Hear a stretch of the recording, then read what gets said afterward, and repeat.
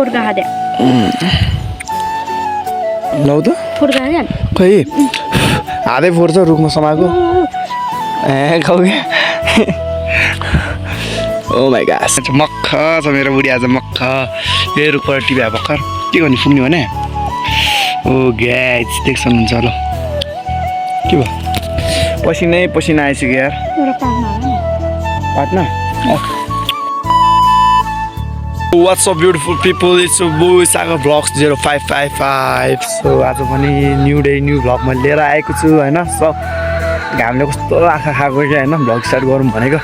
So त्यही नै हो, आज हामी चाहिँ दाउरा लिन जाँदैछौँ। दाउरा लिनले रेडी भइसकेको छ। अनि सो दाउरा सँगसँगै काफल पनि खाने भनेर गएको छौँ हैन।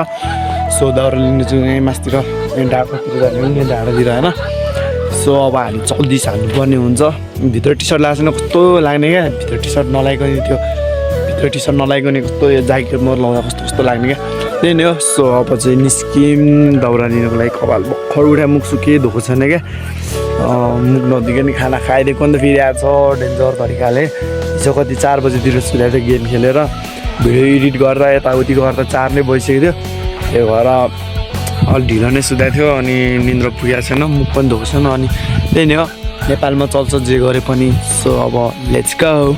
सो गाइस हाम्रो यहाँ डोको पनि रेडी भइसकेको छ। अनि यहाँ राम्री मायालु मेरो यहाँ नाम्लो मिलाउँदैछ होइन। सो वेदर चाहिँ दामी घाम लगाइरहेको छ, दामी अक्खा ल घाम लाग्यो भन्दैमा त कस्तो घामै हराइदिरहेको। अनि बादल ल्याएर छ क्या, देख्छ हुन्छ बादल ल्याएर छ होइन।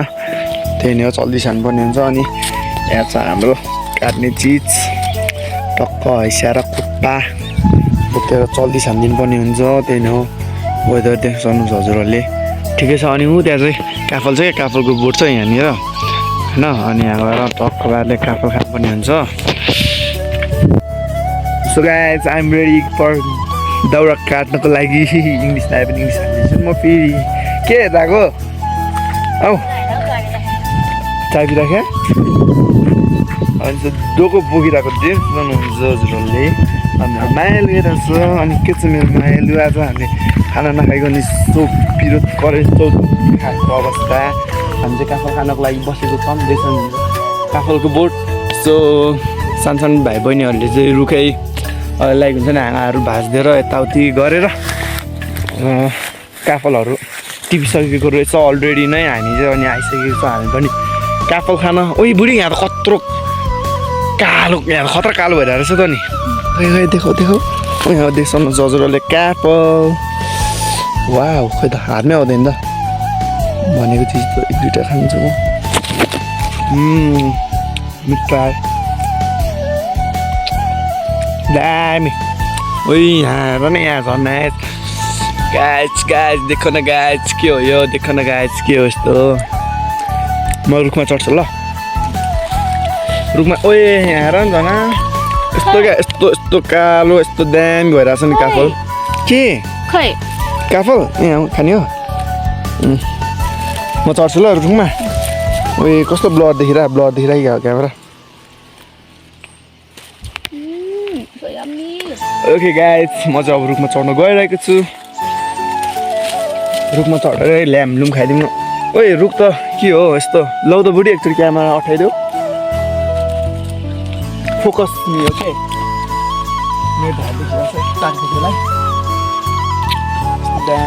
प्लास्टिक ल्याउनु पर्ने रहेछ हामीले। सो फाइनली गाइज हामीले चाहिँ यति टिपेर ल्याइसकेको छौँ। देख्नुहुन्छ कस्तो फोहोरै फोहोर गएको छ मेरो बडी चाहिँ। यहाँ देख्नुहुन्छ मक्ख छ मेरो बुढी आज मक्ख। यही रुखबाट टिप्या भर्खर के गर्ने पुग्ने भने ओ गाइज देख्नुहुन्छ ल के भयो पसिनै पसिना आइसक्यो यार। पाट्न ठुलो पातमा हालिदिनु म। खै यहाँतिर भेट्दै त्यस्तो पात न्युरी खाइरहेको हातमै अटाएको छैन है मेरो बुढीको। ल यहाँ हाम्रो यहाँ डोको यहाँ छ। सो अब हामी निस्किन्छौँ दाउरा काट्नतर्फ। देख्नुहुन्छ हामी जङ्गलमा छौँ। जङ्गलमा हामी काफल खाँदै मङ्गल गर्दैछौँ। सो त्यही नै हो। वाउ खुवाइ त डेन्जर छ मेरो। कालो चाहिँ सही हो क्या है।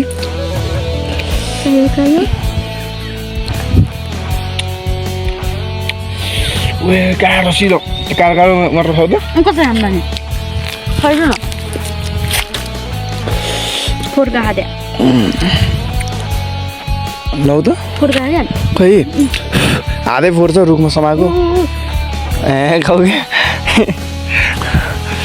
ओ माई गास सय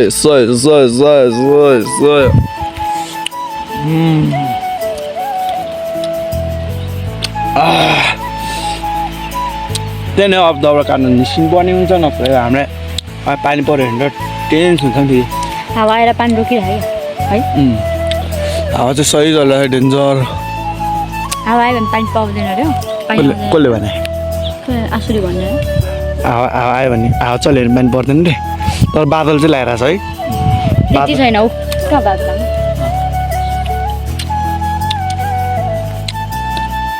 अब नेक्स्ट टाइम चाहिँ प्लास्टिक टिप्ने हो क्या साँधेर खाँदा कस्तो मजा आउँछ अरे बुढी भनिदिएको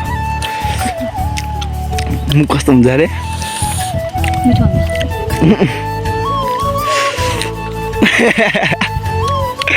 सो गाइज मेरो बुढी चाहिँ भ्लगमा आउनु मान्दैन देख्नुहुन्छ धेरै रियाक्सन पनि दिँदैन चुपचाप बस्छ हेरे गर्छ काफलको बोर्डतिर अझै किन हेरेर अझै ल्याउने हो ल्याइदिउँ मान्छे बुफै देखाएको त ल्याउनु भए ल्याइदिन्छु म ल जाउँ त्यसो भए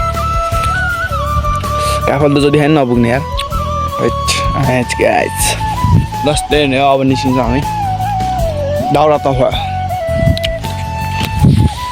गर्मी के साह्रो भएको के साह्रो गर्मी हो गाइज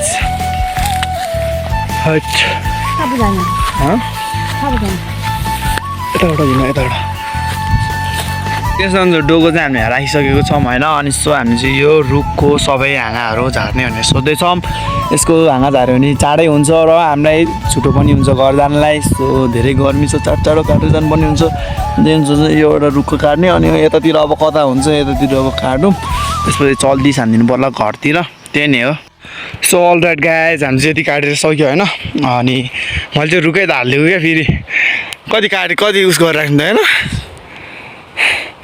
मेरो मायालु र मैले मिलेर यति काट्यौँ गर्मी भएर ज्याकेट फुकाएर बस्दैछु होइन म चाहिँ मस्त तरिकाले चिसा खाँदै देख्नुहुन्छ खत्रै गर्मी भइरहेको छ यार रुखै काटिदिएको मैले अब यसलाई चाहिँ बन्जर ल्याएर चिर्नुपर्ने हुन्छ आज चाहिँ पानी पल्ला जस्तो छ आज चाहिँ चिर्दैनौँ आज एक भाटी लैजान्छौँ होइन एक डोको चाहिँ हामीले के अरे के भन्छ यसलाई दाउरा लगेर जान्छौँ अनि त्यसपछि चाहिँ दामी तरिकाले भोलि चाहिँ दाउरा चिरेर लैजानु पर्ने हुन्छ अनि त्यसपछि इनफ क्या एक हप्ता 2 हप्ताको लागि त पुग्छ होला है मजाले त्यसपछि आनन्द 1-2 हप्ता त दाउरै काट्नु पर्दैन क्या कस्तो आनन्दको हावाको पानी पर्ला जस्तो जाउँ काट्नु पानीको छिटो हान्यो है काटौँ चाँडो काटौँ पानीको छिट्टा लान्छु पानी उसो त्यहाँ डेन्जर उसो परिरहेको पानी पर्छ आज स्योर पानी पर्छ ल के भयो म आउट नभइदिएर ल ओके गाइज हामी चाहिँ चाँडो दाउरा काट्छौँ त्यसपछि घर चलिदिनु पर्ने हुन्छ नत्र पानी डेन्जर छ है त अहिलेसम्म भेटौँला सो गाइज दाउरा चाहिँ हामीले यति काट्यौँ होइन अनि हेर्दै पानी पऱ्यो क्या सिमसिम पानी पर्न सुरु गर्छु अब के बेर अब पानी ठुलो पर्ला जस्तो लाग्यो त्यही भएर हामी चाहिँ दाउरा भारी नपुग्दै लगभग एउटालाई नै पुग्दैन क्या राम्रोसँग यहाँ रुख ढालिरहेको छ भोलि चाहिँ चिर्न आउनुपर्छ यसलाई सो पानी परेर त्यसो हुन्छ पानी खतरा हावा पनि डेन्जर चलिरहेको छ पानी पनि पर्न सुरु भइसक्यो अब चल्दै छान्नु पर्ला यार भारी लगाएर डोको पनि त्यहाँ उठेर छ मेरो बुढी त्यहाँ दाउरा ल्याउँदैछ यो मान्छेले मैले अघि नदेखेर ऊ पर पो बसिरहेको रहेछ रुख पछाडि काटिरहेको रहेछ माथि